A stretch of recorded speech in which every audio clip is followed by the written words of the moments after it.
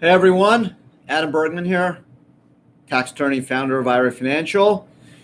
Today's annual 2021 tax planning strategies. So this is something I've done the last couple of years. It's a lot of fun. So if you got questions, let me know. I'm going to start with some retirement year-end tax planning strategies. And then actually I'm going to give you some personal year-end tax strategies. So I'm going to put my hand back into the old tax code, pretend I was a tax lawyer again, and talk to you about some year-end tax planning strategies that you can use with non-retirement funds from a personal standpoint. So it's hard to believe we end of the year. It's been fast. Thanksgiving just happened. Christmas is on the way, and New Year's, and then 2022 rolls around. So still some time to get some year-end tax planning done. If you have questions, let me know. Just type them in the chat window and I will do my best to respond to them. So let's start with retirement accounts. Obviously, step one, right? IRA Financial. What's the three letters in our first name? IRAs, right? This is a great time to make IRA contributions. You do have until April 15th, though. But the IRA contribution limit for 2021, $6,000 or $7,000 if you're over 50. So you can do that in traditional, and we'll get to Roth in a second too. So this is a good time to start thinking about IRAs. So if you already have an IRA, great. You can make additional contributions. $6,000 if you're under 50, $7,000 if you're over 50. Now, there are some income limitations for traditional IRAs, and this only applies if you have access to an employer plan at work. So if you have access to an employer plan at work, there are some rules you need to keep in mind if you want to do a pre-tax IRA. Number one, if you're married, filed jointly, or a qualified widower, it's essentially, and you're covered by a plan at work, if you make more than $109,000, you cannot take a deduction for that pre-tax IRA. So it basically becomes an after-tax IRA. So it's actually 129 if you're married, filed jointly, and you're covered by a plan at work. 109 or less, you can do full deduction. 129 or more, no deduction. If you're married, filed jointly, and your spouse is covered by a plan at work, the number is 214. So if you make more than 214, you cannot do a pre-tax IRA. You'd have to do a after-tax IRA. What about if you're single? You're covered by a plan at work. If you make more than $78,000, you cannot make a pre-tax IRA contribution. So it's something you should keep in mind. A lot of people don't realize that, and then they get stuck and having to characterize a pre-tax IRA contribution as after-tax. Now, what about Roth? Well, in 2021, the Backdoor Roth Ira is still alive. So that means no matter what your income is, if you make more than $208,000, technically you're not allowed to do a Roth IRA, right? If you make less than 208, you can do a Roth IRA. What's a Roth IRA is that so long as you make the contribution, you wait at least 5 years, and you're over 59 and a half, you can pull anything in the Roth IRA tax-free. So obviously, huge advantage if you are a long-term planner. But who can make Roth IRA contributions? Well, in 2021, if you make less than 208, you can do a Roth. If you make more than 208, you have to do what's called a Backdoor Roth IRA, which essentially means you make an after-tax IRA contribution and then immediately convert to Roth. But beware, if you have other pre-tax IRAs out there, you may be limited in how much of that after-tax IRA contribution you can convert to Roth. There's something called a Pro-Rata Formula. So let's say you have a traditional IRA you created and contributed $5,000 to 2014, just sitting there, right? Let's say just sitting there in cash, doing nothing, for example purposes. And let's say you want to do a $5,000 backdoor Roth IRA today because you make more than 208, married, filed jointly. So unfortunately, based off the Pro-Rata Formula, only half of that $5,000 contribution today can be converted to Roth because you have to aggregate the prior or all other pre-tax IRAs in order to determine how much can be converted based off the backdoor. Now, I mentioned this could be the last year of the backdoor Roth IRA. Why? Because the Build Back Better Act has a provision in there that seeks to eliminate, yeah, I know, the backdoor Roth IRA going forward. And we'll get to the backdoor solo 401k mega in a minute, but this seeks to eliminate the backdoor Roth IRA and take us back to what the rules were pre-2009. So again, I've been really against this. Been trying to lobby against it. We've worked hard, our industry, obviously, and thanks for everyone that's helped out in terms of getting two really bad IRA provisions out of the Build Back Better Act.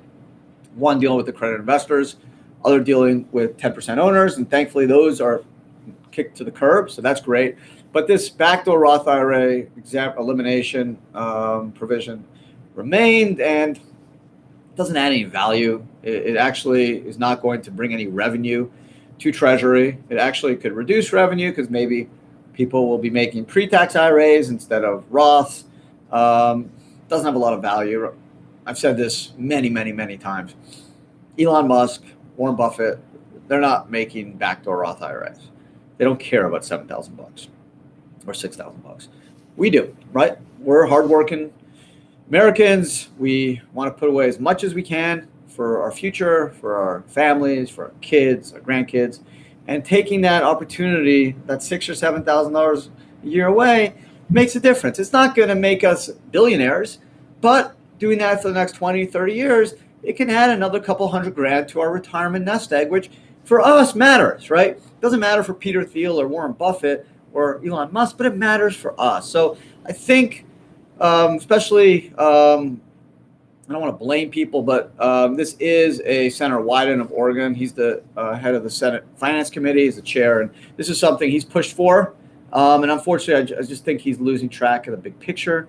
He's focused on rich people doing Roth IRAs and stopping the next Peter Thiel, but he's losing track of what and who are actually using the backdoor Roth IRA, and that's us, right? Hardworking Americans that just want to put away a little bit more on the retirement account. So it seems like if the Build Back Better Act gets passed this year or next year, it's going to get passed. Something will get passed.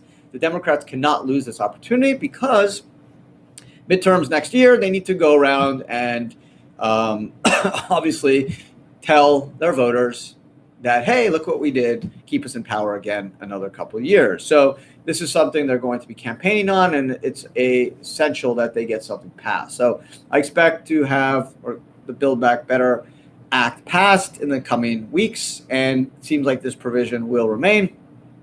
That being said, this could be your last opportunity to make that backdoor Roth IRA if you make more than 208 and want to do a Roth. So you got a couple weeks left. Make it happen if you can. Let's move into SEP IRAs. SEP IRAs, it's not as I would say crucial that you do a contribution now because a SEP IRA is a profit sharing plan. So you actually have until your business files its tax return to make the contribution, which is either 20% of your comp if you're single member LLC or self-employed, or 25% if you are a W-2 employee, and then max is $58K. So you have some time, don't freak out. Solo 401k. So here's the distinction. 2019 Secure Act changed the rules for solo Ks in terms of establishments. Prior to 19, if you set up a solo K in 2022, it was no good for 2021.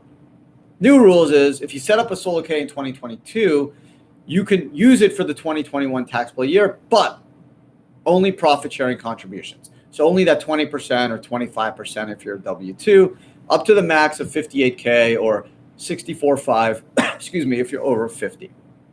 But if you set up your solo K in 2021, you get to also take advantage of employee deferrals, which is $19,500 dollar for dollar, or $26,000 if you're over 50. So setting up the solo K now in 2021 versus 2022 could make a big difference from a retirement savings as well as a year-end tax deduction standpoint, right? If you want to do a pre-tax contribution and you're willing to go up to $19,500, $26,000 if you're over 50, it's a lot of money. That is a deduction, meaning if you make $100K and you put $19,500 in a solo K, you're now paying tax on $80,500 instead of $100,000. Plus that $19,500 is now in a retirement plan that it's now able to grow without tax, taking advantage of the power of deferral and compounded returns. So it's a double bonus. If you set up in 2022, you still get to take advantage of profit sharing, but you do not get to take advantage of employee deferral. So set one up. If you know you're going to set one up, you're self-employed, you want to put away money, reduce taxes, or even do a Roth and just put away money, set one up 2021 versus 2022 because you'll be able to put away a lot more. So just something to keep in mind for anyone who's self-employed thinking of doing a solo 401k. Now, I talked about the Backdoor Roth IRA. I also want to talk about the potential end of the mega Backdoor Roth 401k. The mega Backdoor Roth 401k is the Backdoor Roth IRA on steroids. Why? Because the Backdoor Roth IRA only lets you put away 6 or 7K if you're over 50. With a solo K, you can go as high as 58,000 or 64,500, and there's no income limitations. So even if you make 75 grand, let's say, and you're under 50, you can go 58. Just do an after-tax 401k contribution, convert it to Roth, and you can even move it out of the plan to a Roth IRA without a triggering event. It's a wonderful solution. Unfortunately, good old Senator Wyden wants to remove it. So again, same argument I have against the elimination of the Backdoor Roth IRA applies to the elimination of the mega Backdoor 401k. Who's doing this? Small business owners, right? Who sets up solo Ks? Elon Musk does it, right? Tesla's got tens of thousands of employees. Warren Buffett, Berkshire Hathaway's got tens of thousands of employees. Who's setting this up? Small business owners, sole practitioner accountants, lawyers, doctors, consultants, architects, regular hardworking Americans, not billionaires. Unfortunately, Senator Wyden, who is obsessed with Roths and just think everyone who has a Roth must be rich and abusive, wants to eliminate this solution, which helps small business owners put away more money in Roth. Doesn't generate any money from Treasury. Why? It's after tax. It's not pre-tax. There's no tax deductions. It's simply going after tax to Roth. So it's not making money for Treasury. In fact, same principles apply to the Backdoor Roth 401k as to the Backdoor Roth IRA. It will actually reduce taxable revenue. Why? Because people are going to do pre-tax contributions, right? If you can't do an after-tax, maybe you'll do a pre-tax. What does a pre-tax contribution do? It reduces your taxable income, which means you pay less tax, which means the Treasury collects less cash. So backwards thinking, again, it's all about the idea of punishing rich people, quote unquote, who are abusing Roth IRAs and Roth 401ks. We know that's not the case, right? I've given the statistics a million times. Less than 500 people have more than 25 million in a retirement plan, not a Roth, all retirement accounts, IRAs, SEPs, Simples, 401ks. Less than 30,000 Americans have more than 5 million in all retirement accounts, not just Roths, IRAs, 401ks, and Roths. Okay, so this is not a widespread abusive situation. If it was, there'd be hundreds of thousands of people with 25 million plus. It's not that easy. Okay, what's happening now is they're taking away money from small business owners who want to put away money in a Roth. There are larger plans that potentially can offer this mega Backdoor Roth 401k. I actually spoke to a client who works in Michigan. He's a union guy, UAW, works for Ford, and his plan does have a mega Backdoor Roth 401k, but every time he tries to put money in it, he gets kicked out and the money gets returned. Why? Because it fails the ERISA ACP test, which is a contribution percentage test when not enough rank and file employees make these types of contributions and too many high-ranking, highly compensated employees do. You have a top-heavy situation and you fail the ACP test. That's why it really only works for solo 401ks. Who sets up solo Ks? Right, you and me. Small, rich people like Elon Musk do not set up solo Ks. This is not something they are doing. So anyways, it is what it is. I'm going to go through some questions after I finish, so just bear with me. I want to just kind of get through the next couple things. So what I'll do is I'll do the retirement side, I'll take some questions, and I'll go to the personal side. A Conversions. Is this a good time for conversion? So before I do conversions, as I mentioned, the Build Back Better Act has a provision in there that seeks to eliminate the mega backdoor Roth and the mega backdoor Roth 401k. Thus, if you're self-employed, this can be the last year you can do a mega backdoor Roth 401k, or you can go dollar for dollar, 58 or 64.5 if you're over 50. That means you got a couple weeks left. So get busy. If you don't have it, so okay. We'd love IRA Financial. We'd love to help you out. You can go on our app. We're offering $200 cash back if you set up a plan, literally cash back into your retirement plan. And you can get started in minutes and get the plan set up in days. So you got time, don't worry. But if you want to set up a plan, do it now, or you may lose the Build Back. Because of the Build Back Better Act, you may lose the ability to do mega backdoors. Conversions. That's always a hot year-end topic. Is a conversion right for you? Well, there's a lot of factors to consider, but what is a Roth conversion? So that means you take something in a pre-tax IRA or 401k, you convert it to Roth, and you pay ordinary income tax on the fair market value on the asset you convert. Now, the Build Back Better Act seeks to eliminate Roth conversions for certain taxpayers over $450,000 in income, married, filed jointly, subject to inflation, but that's not supposed to kick in for at least 10 years. Why? Because they know Roth conversions generate cash, and they need cash to pay for the Build Back Better Act. So it's a game. So they're saying, yeah, we want to limit conversions, but 10 years. We'll kick it down the road to the next administration or the administration after that. But we'll put it in there, right? We'll let you know it's there so we can kind of at least plan for some cash that we can at least say we're going to generate to pay for some of these provisions, some of these programs, but we'll kick it down the road 10 years. So that means you still have 10 years to do Roth conversions, irrespective of income limitations. What's a Roth conversion? Again, you would want to do this if you think your asset will grow in value. So number one, can you pay the tax? Right? If you have a piece of real estate for $300,000, you bought it at 300, now it's worth 600. You want to do a Roth conversion? You got to pay tax on 600K, which again, there's no withholding tax, but you're going to probably be in the highest tax bracket, 35% on 600. Can you pay the tax? Now, if you have NOLs or a lot of deductions, this could be a good year to do a conversion. Depending on the asset, you may be able to do conversions over the next 10 years. Real estate, a little more difficult, right? You can't take the bathroom this year and the bedroom next year. You essentially got to do the whole house. But land, you can fractionalize it. If you have an interest in an investment partnership, you can take percentages, right? Let's say you have 10% into an LP interest in an investment fund. You can do a percentage of that 10% each year. So number one, can you do it? Can you pay the tax? Number two, how much do you believe in your investment?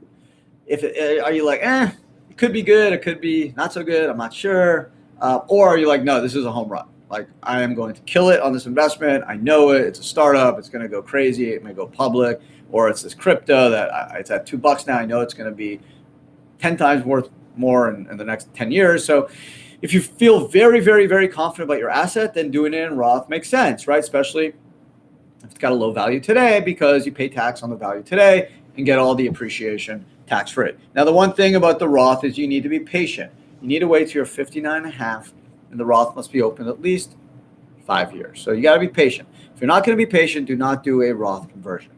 The next factor to consider is, what's your income level going to be when you're over 72, right? If your income level is going to be super high because you're still going to be working, or you got a lot of passive income and you're still going to be in a high tax bracket, then a Roth conversion may make sense because the money you pull out will be tax-free. Whereas on the flip side, if you expect to have a very, very low income level after 72, because you're going to be retired, you're not going to use a lot of money, play golf, be on the beach, sail around the world, then maybe the Roth conversion doesn't have as much value because you'll have a low tax bracket. So if you need to take 20, 30 grand just to live off here and there, who cares, right? Your tax rate will be super low. Why pay the tax now? The flip side on conversions is like, hey, as a tax lawyer, really, the first thing they taught us in law school, I remember this like yesterday, Federal Income Taxation 1, first thing they say is, as a tax lawyer, you want to defer tax, right? Obviously, the goal is to eliminate tax, but if you can't eliminate it, you want to defer it. Why? Your money grows faster without tax. So you never want to just pay tax up front. So by doing a conversion, you're paying tax prematurely, right? You don't have to pay tax technically with a pre-tax IRA or 401k until you hit 72 and have to take an RMD. But here with a conversion, if you're 40 or 50 or 60, you're giving Uncle Sam the money up front. So that's a risk, right? I always use the Enron story, which I couldn't believe this. I got a message a week ago or so, maybe 2 weeks ago, 20 years since Enron. Wow. Can't believe it. 20 years since Enron. So things can happen, right? Enron was a super high-flying oil trading company. It was billions and billion valuation, went to zero. You saw what happened to Bear Stearns. Saw what happened to Lehman Brothers. Things can happen, right? There's no guarantee that the asset's going to keep going up or it's going to maintain its value. So imagine if you did a Roth conversion on Enron stock or Lehman stock or Bear Stearns stock. You paid Uncle Sam up front, and now you got pretty much zip toilet paper that you're holding. Not so pleasant. Whereas if you kept in a pre-tax IRA, I mean, at least you didn't pay the tax on a value of zero. You just would have had less in your retirement account, but at least you didn't pay tax on an asset that's now worth zero. So something to keep in mind. I also don't like paying conversions with retirement money. Doesn't make sense. Pay it with personal funds because you're just stripping your retirement account out of the asset. Obviously, the younger you are, the more value a conversion has. Someone who's 40 versus someone who's 70, more time to appreciate the growth and the tax-free power of the growth in the asset has a lot more opportunity to shine when there's more years ahead of it. So just something to keep in mind. The next thing to consider on the retirement world, year-end tax planning, RMDs. Remember, last year there were no RMDs. What's the requirement of distribution? If you have a traditional IRA, pre-tax IRA, or a Roth 401k, not a Roth IRA. No RMDs for Roth IRAs. If you're over 72, you must take a little bit of that value of that account into income. Different RMDs for IRAs and 401k. So if you have a traditional IRA and a traditional 401k, you're going to pay 2 RMDs based on the value of each account. So it's generally about 3 to 4%, depending on your age, of the value of that asset. If it's your first RMD, you got to take it by April 1. If it's not your first RMD, it's by 12/31. So again, got a couple weeks to take the RMD. It's based off the value of last 12/31. Okay, so you need to take it into income. Obviously, put it on your tax return. Work with your custodian, whether it's IRA Financial or Schwab. Make sure you request that RMD. If you need help calculating it, there's websites or calculators that will help you do so. In most cases, we'll help you do it. We'll do the calculation for you. And we'll tell you based off the value of the IRA with us what that RMD is, and then we'll send you the money. So don't forget it. Penalties are 50% of what you owe. So it's pretty steep stuff. So just take the RMD. You got to do it. Another advantage of a Roth, no RMDs, right? So if you do the conversion, you don't have to take RMDs at 72. When you pass, the Roth goes to a spouse. And then when the spouse passes, your kids have 10 years, or your next contingent beneficiaries, or the primary beneficiaries of the surviving spouse, have 10 years to pull the money out tax-free. So don't forget RMDs. It's getting close, 12/31. So let me do a couple questions before I do the personal side. I got restructured and getting a lump sum payment for my severance that will cause me to climb tax brackets. I also have a single member LLC. If I create a solo K, can I reduce my tax liability? Only if you have self-employment income. So if you have some self-employment income, a Schedule C, 1099, something like that, and you do a tax-deductible contribution, yeah, you could reduce your net taxable income on your 1040. So you just need to have self-employment income where you can use the deductions to reduce your taxable income. If I'm over 10 million when my Roth RMDs kick in, will the distribution be taxed or just early access to the funds? Well, first of all, Dave, good question. So the 10 million cap is not kicking into 2028. So you got time. The initial reading of the Ways and Means tax proposed bill was that there's a 10 million cap. It was going to kick in immediately and actually be retroactive as well. We know it's not going to kick in for at least 6 to 7 years, if it ever happens at all, right? Who's to say another administration doesn't just kick it out? So, Dave, you have nothing to worry about. But in the future, excuse me, everyone, I'm still fighting this cold, or cough, I should say. So thanks for bearing with me. let's say you have over 10 million over 2028. It's Roth. Yeah, you just got to pull it out. They're just going to force you to do an RMD. It's not taxable. If you're over 59.5.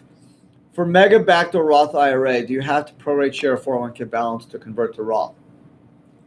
So a backdoor Roth IRA, you're doing a contribution of cash. You're not doing a conversion. So there's two things. There's a mega backdoor Roth IRA contribution, which means you're taking cash, right? Money out of your pocket. Still have some money here. I may have some money in my pocket. Yeah. So you're taking cash, right? God, I probably had this $20 bill for like a year. I never spent cash anymore, but you're taking money out of your pocket, putting it into an IRA, and then converting it to Roth. A conversion means you're taking an IRA asset and converting it to Roth. So for the mega backdoor Roth IRA, it doesn't really have anything to do with your 401k balance. A mega backdoor Roth 401k is also a contribution that you convert to Roth. If I do a backdoor Roth on steroids, I send a standalone 401k now. Can I do the conversion in 2022 by April 15th? So if you want to do the mega backdoor, it seems like, it's unclear, but it seems like you want to do it by 12/31 because 2022, the Build Back Better Act says it cannot be done in 2022. It's unclear if it can't be done for the 2022 taxable year or the contribution actually cannot even be made by 2022. So my thinking is just do it now. Why mess around? You got a couple weeks. Do the contribution of 58 or 64.5 today. Do it this year without having to worry how the provision in the Build Back Better Act may be at least reviewed and at least intended to apply. I would not risk it. Some people read it that it applies to the 2022 taxable year. Other people seem to read it where it applies to contributions made in 2022. I would just do it now, personally. Although I will be 59.5 in a couple of weeks, I converted all my IRA accounts to Roth during 2020. Good Tesla stock. Nice. I want to avoid capital gains and growth and expected value. Okay, cool. So if you did a conversion, now you technically have to wait 5 years to pull out all of the growth. The converted amount, once you hit 59.5, you can pull out. So if you converted 200 grand, you can pull that out once you're 59.5 tax free. But the earnings on that converted amount, you're going to have to wait, Richard, 5 more years to pull everything out. So good question. As for my brokerage account, wanted to do after-tax contributions to IRA, then mega backdoor to a 401k, any other that might be available. Well, again, you have the backdoor Roth IRA. You can only do the backdoor Roth 401k if you're self-employed, right? If you work at Tesla, even if their plan offers it, you're going to fail the ACP test and they're going to give you back the money. I promise you. So, Richard, only if you're self-employed can you do the mega backdoor 401k as well as the mega backdoor Roth IRA. You can do both. But that is going to be gone seemingly next year if the Build Back Better Act passes. So you got some time, not that much time, maybe a few weeks to get things done. Small business only employee. Good. Okay, Richard, you're good to go. So do the mega backdoor. Do it this year for your solo K, and then you could do the backdoor Roth IRA as well if you got some extra cash. So let me move to like some personal year-end tax planning strategies. Again, this is something you should talk to your tax advisor. I think anyone that has some complexity in their tax return, if you have a business especially, or you're just have some self-employment income, you're not just a W-2, you should work with a good tax accountant. I think it's worth the money.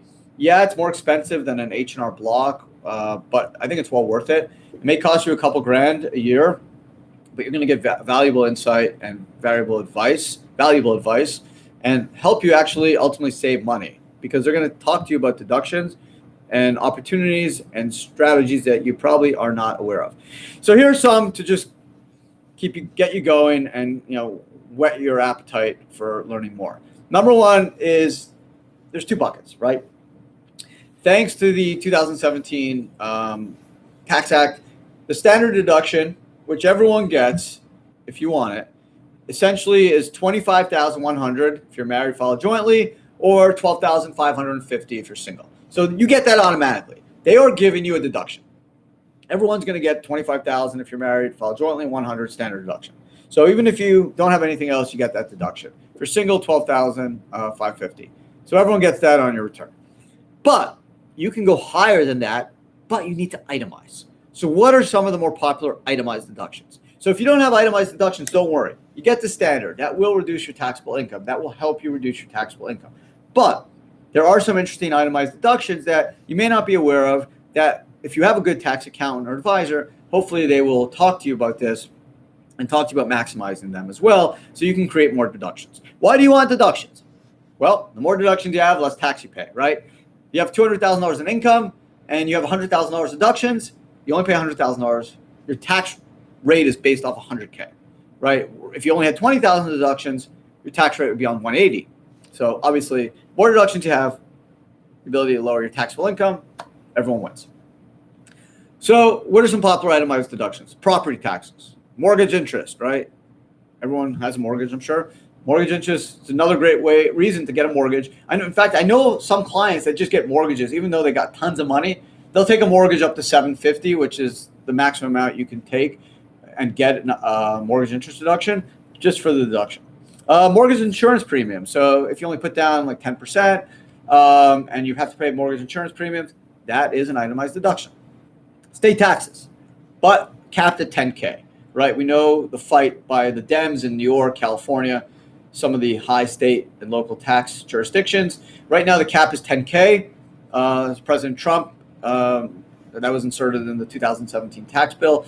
The Democrats in New York and California are seeking to increase that. Why? Because they want to help their voters. Even though it's going to help the rich people, because who has state and local deductions over 10K? Not the bus driver, right? The executive, the successful business owner, the successful employee. So it's funny, right? Because the whole Build Back Better Act was supposed to be, targeting the rich people, but here the same congressmen that are trying to nail rich people want to help rich people. Why? It's about votes. It's what it comes down to. Rich people vote too. So now they want to help rich people. So right now the Dems are still negotiating this. I don't know what's going to happen. I've heard on one way that this 10K may go up, and others have told me now it's going to stay static because just not enough momentum. So we'll see. But if you live in New York and California, I can promise you your members of Congress and your senators are pushing for this to be increased. Charitable deductions, right? Generally, in most years, you can only deduct 20 to 60% of your adjusted gross income and use a charitable contribution to deduct it. Last year was 100%, and this year was 100%. That means if you make 80 grand and there's a charity that you love and you have 80 grand in cash, you can zero out your gross income and your tax by making a cash contribution up to that adjusted gross income. So again, there's no limitation because of COVID, and that was expanded. So again, if you get some extra cash lying around and there's charities you love, this is a really great way to get more deductions and reduce your taxable income, because generally you're only limited to about 20 to 60% based off your gross income. And now they're going to give you 100% blanket. So this is pretty cool. And I know some taxpayers have taken advantage of it. They've also expanded the child tax credit for up to $3,000 for families with kids 17 and under. And they give you an extra $600 if you have kids under 6. But there's a phase out if you have income over 150, married, filed jointly, or 75 if you're single. So beware. Medical expenses. Right? Generally, if your medical expenses are more than 7.5 of your AGI, you can itemize them. So God forbid, you've been sick and you have to go out of pocket more than 7.5% of your AGI. So if your AGI is 100K, you spent more than $7,500 on medical expenses, you can now itemize and throw those expenses into the bucket and hopefully get you above that standard deduction. So you can now itemize and reduce your taxable income. Lifetime learning credit basically gives you a credit if you take like community college. But again, there's income phase out. I think 118 if you're married, filed jointly, 59 if you're single.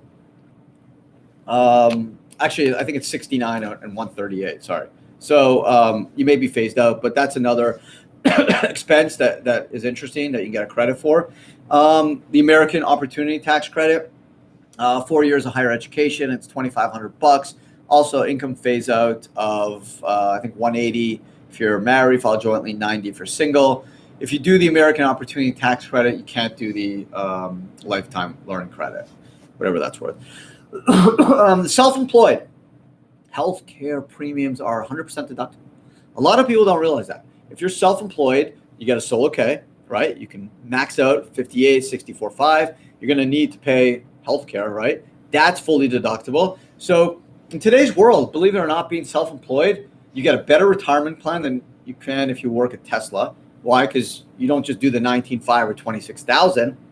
You also get the profit sharing that puts you up to the 58 or 64.5. Whereas Tesla generally is going to do like a 3 to 5% match. You can do a 25% or 20% profit sharing. You get to deduct 100% of your healthcare premiums. You hopefully are doing what you like. Hopefully you're working from home or doing something that's interesting to you. Freedom of employment. So in today's day and age, gig economy, is super interesting to a lot more people. And that's why I think you've seen more and more people go to the gig economy and really not come back. Harvesting losses. This is interesting. So a couple things. There's something called the wash sale rules. Wash sale rules meaning if you buy Tesla and then you sell it for a loss, you got to wait 30 days to buy it back if you want to be able to take that loss. Cryptocurrencies currently are not subject to the wash sale rules. The Build Back Better Act seeks to include them, and we'll see what happens on that in 2022, meaning if you buy Bitcoin and sell it for a loss, you can't buy back within 30 days if you want to recognize that loss. It's kind of unfair for cryptos. Why? Because generally there's like 20 popular cryptos, 30, but really people only buy 5 or so cryptos like Bitcoin, Ethereum, right? Maybe XRP, Doge, Shiba, I like Polygon, Tether. There's a bunch, right? Maybe 10. How many public companies are there? Thousands, right? Tens of thousands, maybe. So you're not limited, right? If you sell Tesla for a loss, you can buy Apple, you can buy some other electric company, car company. With cryptos, it's harder, right? If you sell Bitcoin for a loss, you may want to buy Bitcoin again on a dip. This wash sale rule says you can't buy for 30 days. We know in the crypto market, 30 days is like 30 years. So it's kind of harsh. I'm not sure they thought that through, but right now you can still do wash sales, and you can harvest you can do harvesting losses without triggering the wash sales for cryptos.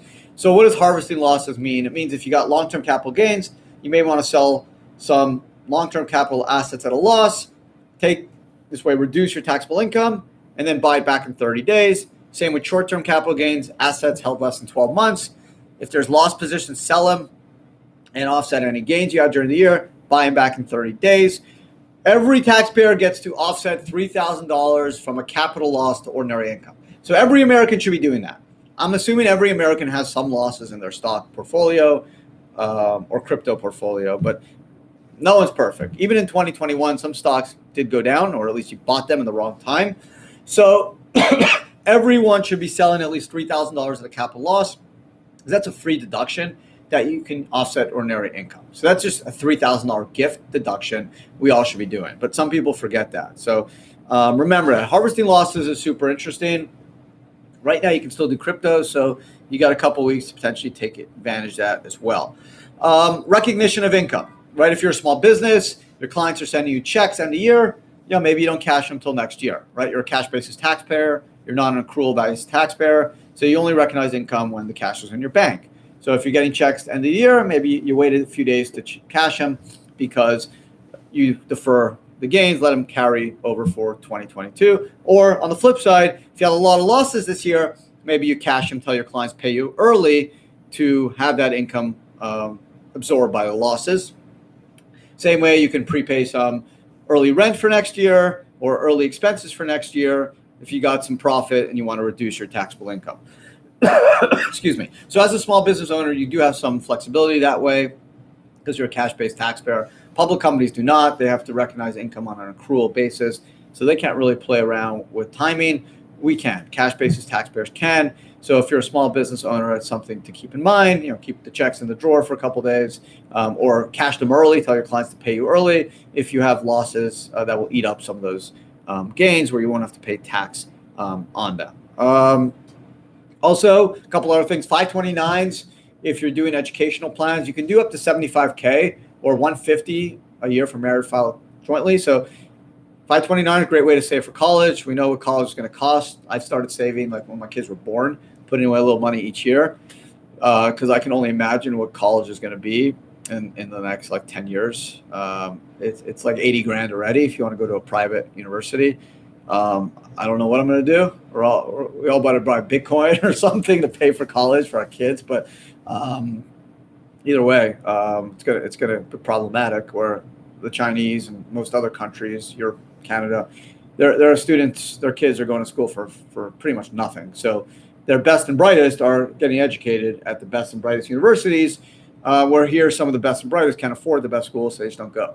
And brain drain, it's very dangerous. So unfortunately, I think that's a problem. And we can do what we can do, right? Harvard's not lowering, even though they got billions in endowments, they're not lowering tuition. Either is USC or Oregon or Ohio State. It's just the way it is. So we got to deal with it. So start saving. One last thing I want to mention. Repayment of the COVID required related distribution. So remember last year, you were able to take a COVID distribution up to 100K. You were able to pay the tax over 3 years, or you could pay the tax last year, and then you have 3 years to put that money back and then go back, amend your return, and get some of the tax back. So again, just a reminder that if you did a COVID distribution up to 100K, you got a chance to put that money back, assuming you haven't decided to pro-rata that tax. Once you elected last year to pro-rata that tax, you're stuck. You can't pull that money back in. But if you pulled money out up to 100K, you can pull the money back in, and then obviously you go back and amend your return and get some cash back. So something to keep in mind. So all in all, those are like the key year-end tax planning strategies. Obviously, it's retirement heavy. Self-employed, solo K, that would be number one. Roth conversions, number two. IRAs aren't as crucial because you have until April 15th. Backdoor Roth IRAs, backdoor Roth 401ks, because of the Build Back Better Act. Super crucial that you get them done this year. Don't procrastinate like I usually do. Get them done because it may be too late next year based off the legislation. Again, if for personal side, it's all about standard versus itemized. If you don't have enough itemized, then you just take the standard and say thank you very much. If you think you're going to have some itemized, then obviously play around with it. It is what it is, right? You can't make up deductions, but the charitable angle is nice. If you got some extra cash lying around and you'd rather give it to a charity than Uncle Sam, hey, dump some money to a charity and use that as a deduction. You can go up to 100K. So let's say you made 80 grand this year, and with deductions, now you're at like 50 or 60, got some extra cash lying around, maybe put 10 to 20 in a charity, reduce that taxable income, help a charity, help your community out. You feel good, reduce your taxable income. It's a win-win. So another good angle. And the income limitations that generally apply don't apply this year. So also obviously remember the Rmds. People sometimes forget them. Don't forget them. Excuse me. I'll do a couple questions before I cough to death. When is the tax due from the conversion? April 15th. If you do a conversion today, you pay tax April 15th, you pay the tax April 15th. Even if you extend, you want to pay tax April 15th if you don't want to be subject to penalties. I already did my 21 Roth 7K. Can I also do a solo K and then convert to Roth? Yeah. As long as you're self-employed, Tom, yeah, you can do a solo, do mega backdoor. You can do Roth conversions, Roth contributions, totally. Jose, what qualifies as self-employment income? So great question, Jose. It's anything you do in the performance of services. So generally, any 1099, any 1099, any independent contractor, any services performed. It could be selling shoes on eBay, selling books on Amazon. It could be tutoring. I have a client that's Santa Claus during Christmas. He makes a couple grand a year, just working like 3 weeks a year. It could be Uber driver. It could be DoorDash driver. It could be freaking anything, honestly. You just need to have self-employment income. So a lot of people are in the gig economy. You're self-employed. Drive for Lyft, Uber.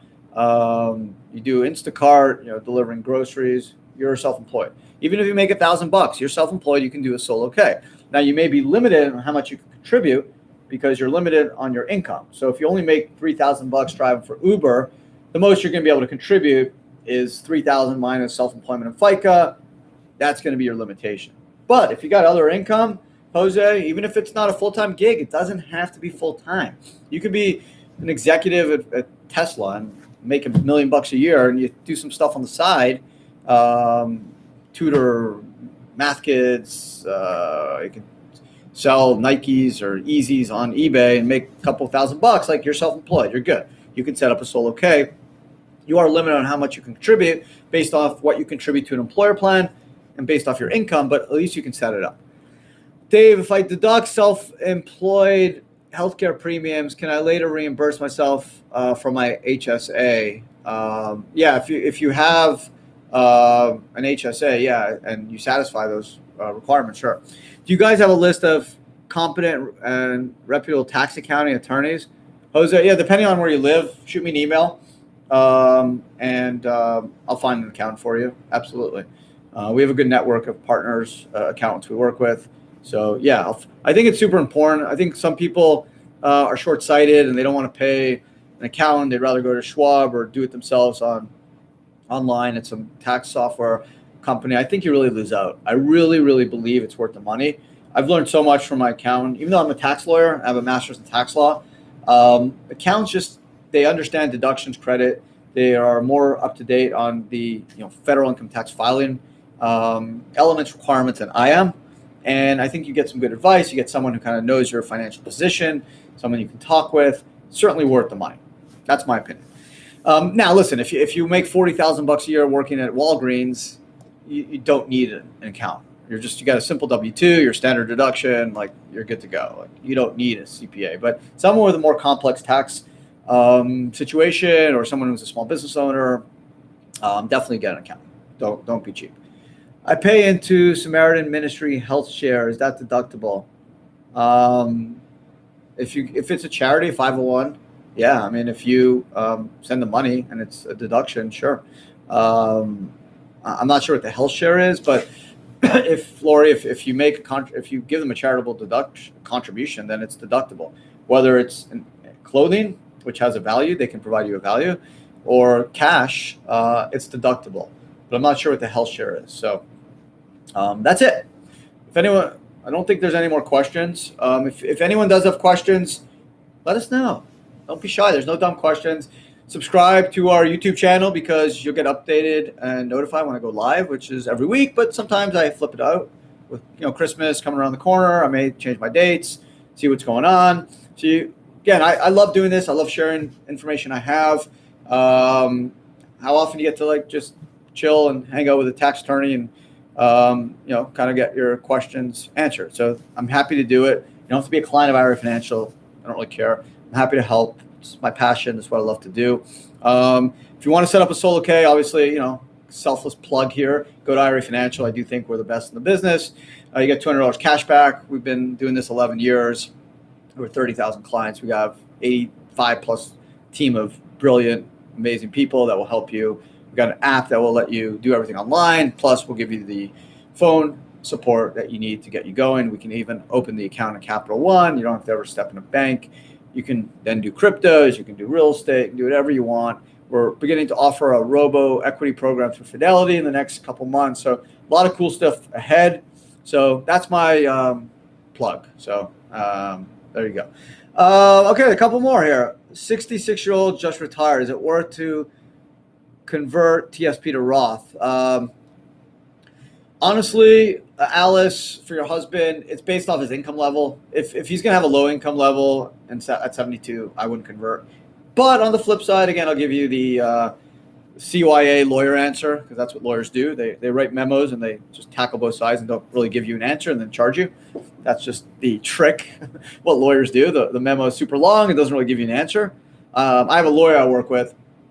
Great guy, smart guy. Every time I send him a question, he sends me a 4-page maybe citing the statute and not giving me an answer. And I just laugh. And I get a bill.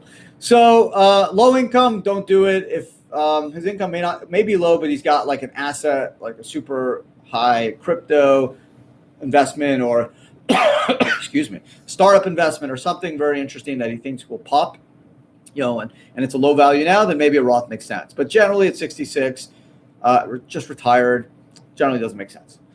Any updates on how you guys will handle the McNulty situation? So yeah, real quick, McNulty was a case, came out November 18, 2021. Unremarkable case, basically said you can't hold coins at home. No kidding. Section 408M is clear on that.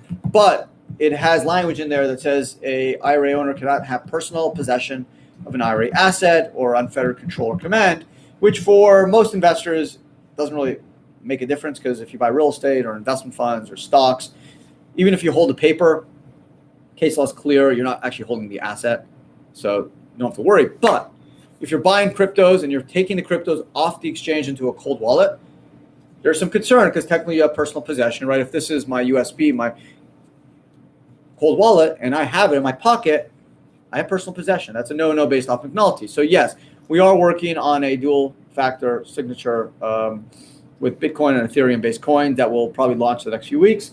So we'll be able to help you, KJ, on that issue.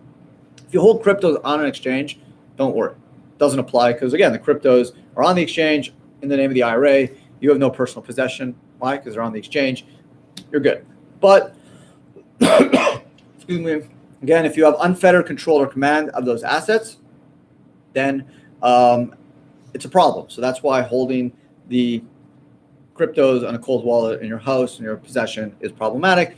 Before McNulty, there was no guidance. No one really understood or knew how the IRS would hold on that position. Now we have some guidance, so that's the issue. With a multi-sig, yeah, you'll be able to hold the wallet. Well, you'll need to get IRA Financial's consent to move it, but you'll still be able to hold it. So that will give you the security, and this way you won't have unfettered control, because you're not able to move it without our consent, and at the same time we still retain possession of that asset. So that's what our lawyers have advised us, and I agree with that. So give us a couple of weeks, we'll have that solution, KJ. We're working hard on it, diligently, I promise. This case kind of came out of nowhere. When I first read it, I was like, this should be a 2-page case. It clearly violated 408M. We always known for a while, coins, bullion, you can't hold them at home, even though slimy marketers have said on TV and radio that they have the solution where you can hold gold coins at home.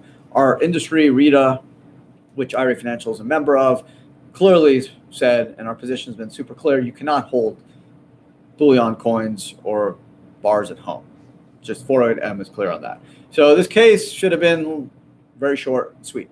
But unfortunately, when you give the tax court a chance to opine on something, you never know what can happen. And here we got a pretty significant opinion with a lot of depth to it that we didn't expect, and which could now apply to other assets like cryptos held in a cold wallet. So at least we know, at least there's guidance now. We just got to react accordingly.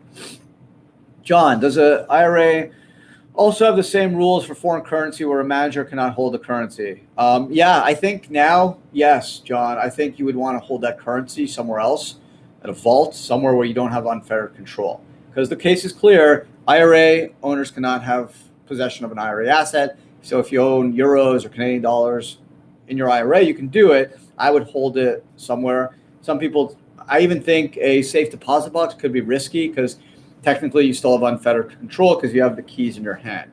So you probably want to hold it like at a depository or some vault somewhere where you don't have total control over it.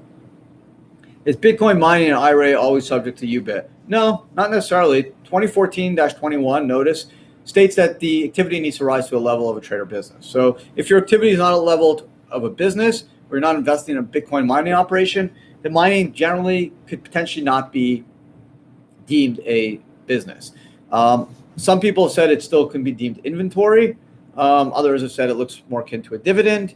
But notice 2014-21, which only has a few lines on mining, just says if it rises to a business, then it's treated as self-employment income, which means it's a business, but it ties in the word business to mining. So if your activity does not rise to a business, you have your buddy has a computer in his home and you invested in the Bitcoin mining operation, it's arguably not a business. So it's somewhat gray, but I think there are instances where your mining may not be a business and may not be subject to UBIT. So there you go. Appreciate everyone's questions. Like I said, excuse me again for my cough. I'd like to talk to you more about this. Yeah, you can email me, A Bergman at IRA Financial, ABERGMAN at IRA Financial. I have no issue giving up my email. So if you have questions, I generally get back to people in 24 hours. I get a lot of emails, but I stay up late and do my best to get back to all those that send me emails. So feel free. Or you can send it to info at IRA Financial and just put attention Adam or ask Adam or Adam Live, and it'll get to me. Don't worry. That's it for another episode of Adam Live. I may not be doing one next week because I'm traveling all week. I'm actually going to be in South Dakota, so we'll see. Maybe I'll do one in the South Dakota office. Maybe not. But if you subscribe to our channel, you'll know because you'll be notified. So either way, if I don't do one next week, I'll do one after, like a little Christmas special, make it fun, do something out of the ordinary. Do I accept private clients? I don't really practice law, so if you're a client of IRA Financial, just open an account for $300 and you can get me. It's easier than hiring me. So just open an account, KJ, and you can talk to me anytime you want. My time's your time. It's what I love to do, honestly. It's my passion. I don't have a lot of hobbies. Really, I like to read on the weekend. I like go to the beach, hang with my kids. But that's it. It's all about IRAs, 401ks, and teaching people how to build wealth through self-directed retirement accounts. I've done it for myself. I've seen my friends do it, my clients. It's a guarantee. Just unfortunately, not enough people are into it. Look, I only have like 40 people watching now. There should be 500, 1,000 people because I'm literally telling people how to get rich. I'm not selling products like a lot of people online. I'm just letting you know how you can use the tax code to your advantage. And it's frustrating. Like I said, we have almost 7,000 subscribers. I should have 1 million subscribers because giving people like free tax information that you would pay like $100,000 a year to tax attorneys for. And I'm just giving you the info for free and letting you know how you can use the Internal Revenue Code to maximize your wealth. So pass it on. I'm happy to help. Wealth in this country is not zero sum. That's what a lot of people don't realize. That's why, like when cryptos or talking to my friends, I'm happy for everyone that does well. It's not zero sum. If I make money, doesn't mean you can't make money. Doesn't mean we all can't make money. The retirement system's one way to bridge the wealth gap. Start saving early, be consistent, trust the process. We all can have 7 figures when we retire. Whether you're buying stocks, real estate, cryptos, hedge funds, doesn't matter. Over time, you're going to get 8 to 10% a year, no matter what the hell you're doing. Just save. Just be consistent. Trust the process. You will build super wealth in a self-directed retirement account. We can all celebrate together, down the road. So there you go. Feel free to pass it on, subscribe, and enjoy your holiday season. Spend time with your family. That's the most important thing. I know I talk about wealth and money, but it's all BS. It really comes down to your family. So I know that. It's the truth. So be with your family. Have a great holiday season. If I don't talk to everyone again next week or speak to everyone, see everyone, I'll do it the week after. But I'll try to do something next week. We'll see. Otherwise, have a great rest of your week. And thanks so much for spending some time with me. Take care.